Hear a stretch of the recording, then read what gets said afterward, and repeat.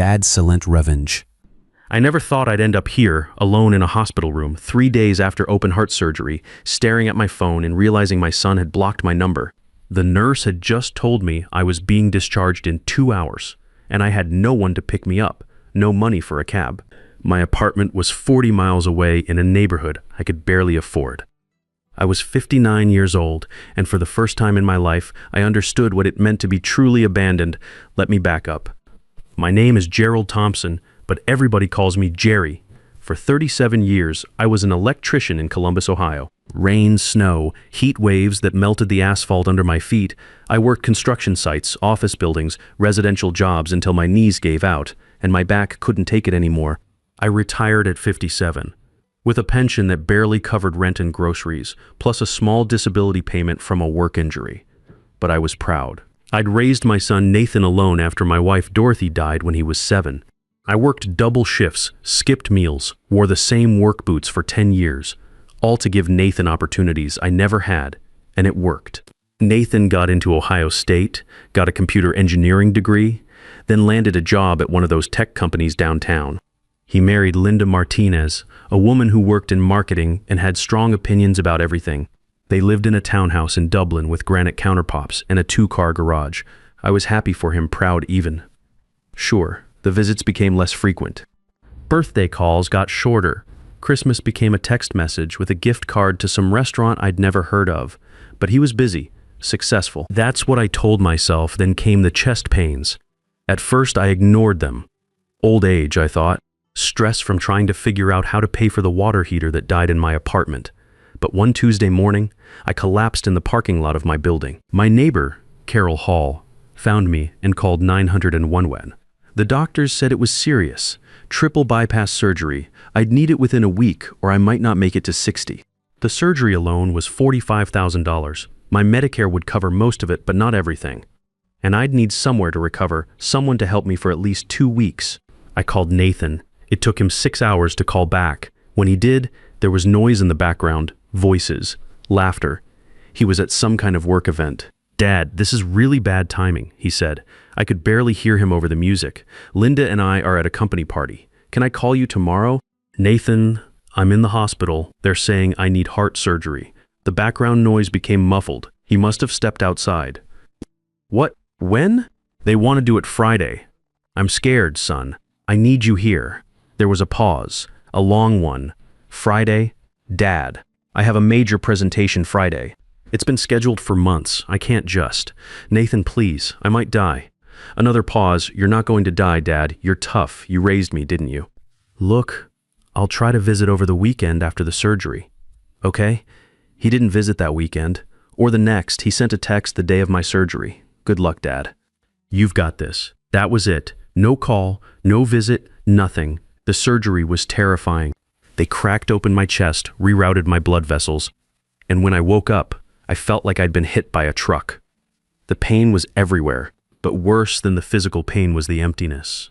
I was in a recovery room with 3 other patients. All of them had families crowded around their beds, wives holding hands, children bringing flowers, grandkids showing off school projects. My bed had no one, just machines beeping in a window that looked out at the parking garage. On the 3rd day, a nurse came in. Her name was Patricia Williams. She was one of those nurses who'd seen everything and had no patience for nonsense. She'd been checking on me regularly, and I think she'd noticed I never had visitors. "Mr. Thompson," she said, reading my chart, "you're being discharged this afternoon. We need to know who's picking you up and what your home care situation looks like." "I'll figure it out," I said. She looked at me over her reading glasses. "You just had open heart surgery. You can't drive. You can't lift anything over 5 pounds. You can't climb stairs without help. You need someone at home with you for at least a week. I'll manage. Mr. Thompson, this isn't optional hospital policy. We can't discharge you without a care plan. Then I'll call a cab. My apartment's on the 1st floor. I'll be fine." Patricia sighed. "Do you have anyone? Family? Friends?" I thought about lying, but what was the point? My son, but he's busy. She didn't say anything. She'd heard that before, I'm sure. I'll see what I can do. Give me an hour. I lay there feeling humiliated. 59 years old, and I couldn't even arrange a ride home from the hospital. I'd spent my entire life being self-sufficient, never asking anyone for help, and now I was completely helpless. I thought about calling Nathan again, but my pride wouldn't let me. If my own son couldn't be bothered to check on me after major surgery, I wasn't going to beg. That's when Dr. Victor Rodriguez walked in. I'd met him briefly before the surgery. He was the cardiac surgeon who'd performed the operation. Late 60s, gray hair, the kind of presence that made you feel calmer just by being in the room. He usually had residents trailing behind him, but today he was alone. "Mr. Thompson," he said, pulling up a chair next to my bed. "How are you feeling?" "Like someone cracked open my chest," I said. He smiled slightly. "That's accurate. I did crack open your chest, and I put it back together quite nicely. If I do say so myself." He picked up my chart, scanned it, then set it down. "Patricia tells me you're having trouble arranging a ride home. I'll figure something out. She also tells me you live alone, 40 miles from here. No family support." I said, "I'll figure it out." Dr. Rodriguez was quiet for a moment. He had this way of looking at you like he could see right through whatever you were trying to hide. "Mr. Thompson, I'm going to be direct with you. You cannot go home alone. Not yet. You need someone checking on you, helping with medications, making sure you're eating properly, watching for signs of infection or complications. Without that, you have a significant risk of readmission or worse. What do you suggest?" "I can't afford a nursing facility. My pension barely covers rent." He leaned back in his chair. "I have a suggestion. It's unconventional, but hear me out." He paused, as if choosing his words carefully. "I have a large house, more space than I know what to do with since my wife passed. I also have a full-time nurse on staff for my own health needs. What if you stayed with me for the next 2 weeks, just until you're stable enough to manage on your own?" I stared at him. "I'm sorry, what?" "You'd have your own room, proper care, meals, everything you need to recover safely." "Dr. Rodriguez, I can't. That's not. Why would you even offer that?" He stood up and walked to the window, hands in the pockets of his white coat. "Let me ask you something. Do you remember working the Riverside construction project about 25 years ago?" I was confused by the change in subject. "I worked that project for almost 8 months. Big office complex. Why?" "There was a medical student working nights as a security guard there. Young guy, poor as dirt, working to pay his way through medical school." "Sure, I remember. Kid was always studying in the guard shack." He turned to face me. "January 1999, coldest winter in 20 years. That medical student found an envelope in his locker one day. No name on it. Inside was $500 in cash and a note that said, 'Keep going. Someone believes in you.'" My stomach dropped. That was 25 years ago. "How do you—" "I was that medical student, Mr. Thompson. That $500 paid for my textbooks and groceries for a month. More importantly, it came at a moment when I was ready to quit. I was exhausted, broke, and starting to think I'd made a terrible mistake trying to become a doctor. That money, that note, it kept me going. I didn't know what to say. I'd done that a few times over the years. When I saw someone struggling, really struggling, I'd scrape together what I could and leave it for them. I never wanted credit, never told anyone. I'd forgotten about most of them. I never forgot that kindness." Dr. Rodriguez continued. "I didn't know who sent it until 2 weeks ago when I was reviewing your file before surgery. I saw your name and remembered. Gerald Thompson, electrician, Riverside project. I went through my old journals and confirmed it. Same name, same project. It wasn't a debt. I didn't do it for payback." "I know, but I'm offering anyway. 2 weeks. Let me help you recover. Consider it one act of kindness repaying another." I wanted to say no. Pride is a funny thing. Even when you're desperate, it makes you want to refuse help. But I was tired. So tired. And the thought of struggling alone in my apartment, trying to change bandages I couldn't reach, climbing stairs I could barely manage, it terrified me. "Okay," I said quietly. "Thank you." Dr. Rodriguez smiled. "Good. I'll make the arrangements. We'll move you this afternoon. And Mr. Thompson, call me Victor." We're past the doctor-patient formality now. That afternoon, Victor's driver, Albert Johnson, picked me up in a Mercedes. The drive to Victor's house took about 25 minutes through neighborhoods I'd only driven through while working tree-lined streets, houses set back from the road, circular driveways. Victor's house wasn't just big. It was a mansion, 3 stories, stone facade, gardens that looked like they required a full-time crew. Albert helped me inside where a nurse named Helen Robinson was waiting. She was professional but warm, showing me to a guest room on the first floor. Dr. Rodriguez thought you'd be more comfortable down here, Helen explained. No stairs. Bathroom right through that door. I'm just down the hall if you need anything. I'll be checking on you 3 times a day and managing your medications. The room had a fireplace, a reading chair by the window, a flat-screen TV, and a bed that looked like something from a hotel. Victor appeared in the doorway. Everything all right? This is too much, I said. I can't. This isn't. It's a room I'm not using. Consider it yours for the next 2 weeks. Now rest. Dinner is at 6. Helen will come get you. That first night I couldn't sleep. Partially because of the pain, partially because I was in a stranger's house, even if that stranger had good reasons for helping me.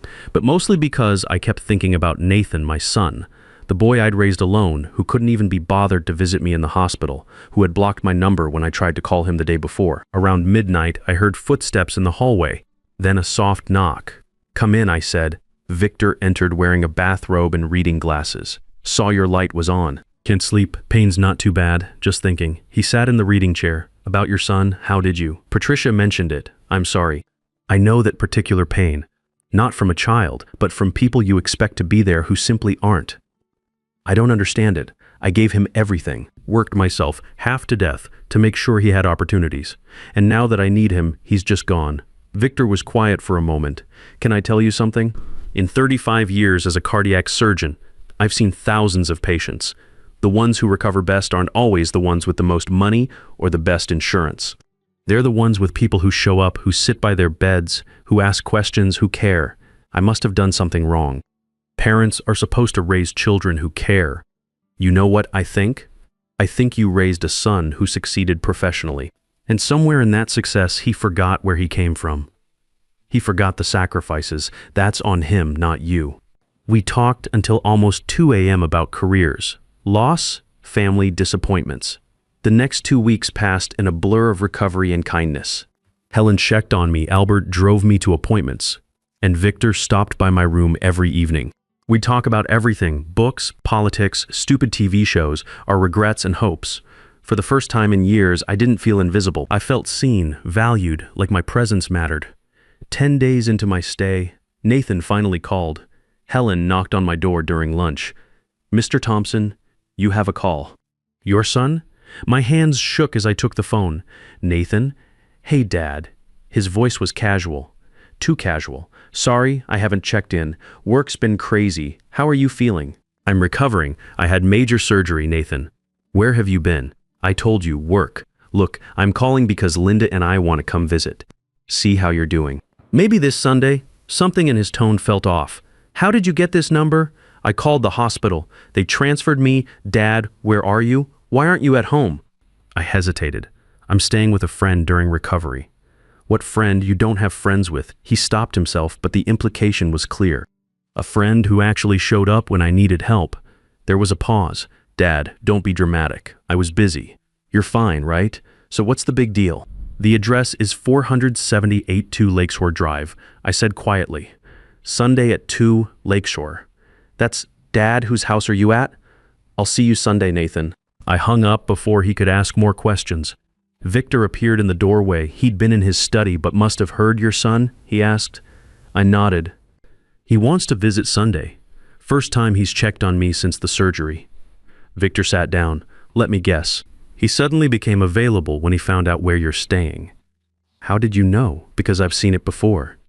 People who disappear during the crisis suddenly reappear when they think there's something to gain. He paused. Gerald, I need to tell you something. I had my attorney do some checking. Your son Nathan, he's in financial trouble, serious trouble. His company laid off 30% of their staff last month. He took out a second mortgage on his house. His wife's spending is out of control. They're leveraged to the point where one missed payment could collapse everything. Why would you? Because I wanted to know who had abandoned my patient. My friend. Gerald, I think your son is coming Sunday because someone told him you're staying at the home of Dr. Victor Rodriguez, chief of cardiology, one of the wealthiest doctors in the state. The implications hit me. You think he's after money? I think he's desperate. And desperate people make calculated choices. He's my son. He wouldn't. I hope you're right, but I've arranged for my attorney to be here Sunday just in case. Sunday came. The doorbell rang at exactly 2 p.m. Albert answered it. I heard Nathan's voice in the foyer, too loud, too cheerful. Wow, this is quite a place. He appeared in the living room doorway and stopped. I was sitting in one of Victor's leather chairs. Victor stood next to the fireplace. Nathan's expression cycled through surprise, recognition, and then something else. Calculation. Dr. Rodriguez, Nathan said. From Columbus General? Nathan Thompson, Victor said. I've heard a lot about you. Linda appeared behind Nathan. She was dressed like she was going to a country club. Her eyes swept the room, taking in the artwork, the antiques, the obvious wealth. This is Dr. Rodriguez. The doctor, she whispered to Nathan, not quietly enough. Nathan recovered quickly. He walked over and shook Victor's hand too vigorously. Dr. Rodriguez, I can't thank you enough for taking care of my father. When Dad called and said he was staying with a friend, I had no idea. This is incredible. Your father and I go back many years. Victor said evenly. We do? I said, confused. Victor smiled at me. Remember that envelope, Gerald? 1999, we go back to then. Nathan looked between us. Envelope? Dad. What's he talking about? Victor explained the story. The money in the locker, the note, how it had kept him going through medical school. As he talked, I watched Nathan's face. He wasn't listening like a son hearing about his father's quiet acts of kindness. He was listening like someone evaluating an opportunity. When Victor finished, Nathan shook his head. Dad, I had no idea you did things like that. That's really something. Your father is a remarkable man, Victor said. Which is why, when he needed help and his family wasn't there, I wanted to make sure he was taken care of. The word family hung in the air. Nathan flinched. Linda was examining a painting on the wall. Are these originals? She asked. Some are, Victor said. Nathan stood up. Dr. Rodriguez, could I speak with you privately? About Dad's care plan. Victor glanced at me. I nodded. They left the room. In Victor's study, Nathan closed the door. Dr. Rodriguez, I want to be direct. I know my father can be proud, stubborn. He's not doing well financially. His pension barely covers rent. He's got medical bills from this surgery that'll bury him. I'm aware, Victor said, settling behind his desk. So here's what I'm thinking. You clearly care about my dad. You've got this big house. What if he stayed here permanently? You get companionship. He gets security. Everyone wins. Victor steepled his fingers. Interesting proposal. What about you? What about me? Where do you fit in this arrangement? Nathan hesitated. Well, I'm his son. Obviously, I'd need to be involved in any major decisions. Power of attorney, that kind of thing, his interests or yours. I don't appreciate what you're implying. Victor opened a drawer and pulled out a folder. I'm going to make you an offer. One time only. He slid the folder across the desk. That's a check for $35,000. It'll cover your immediate debts. Nathan opened the folder. His hands trembled as he saw the check. There are conditions, Victor continued. This money is for necessities, not maintaining a lifestyle you can't afford. You will repair your relationship with your father, not because he's staying with a wealthy man, but because he's your father. And you will never ask him or me for money again. This is based on your father's kindness to me, not your worthiness. Nathan stared at the check. Why would you do this? Because your father would want me to help you. Even after everything, he still loves you. And if I don't accept, then you leave with nothing. And I'll make sure your company knows why you suddenly developed interest in your father's welfare. Nathan looked at the check, then at Victor. Finally, he folded the folder and stood up. I need to think about it. You have until you walk out that door. They returned to the living room. Nathan's face was unreadable. Linda immediately jumped up. Well, what did you two discuss? Nothing important, Nathan said. He looked at me. Dad, can we talk? Alone? We went out to the garden. It was a beautiful afternoon, warm for March.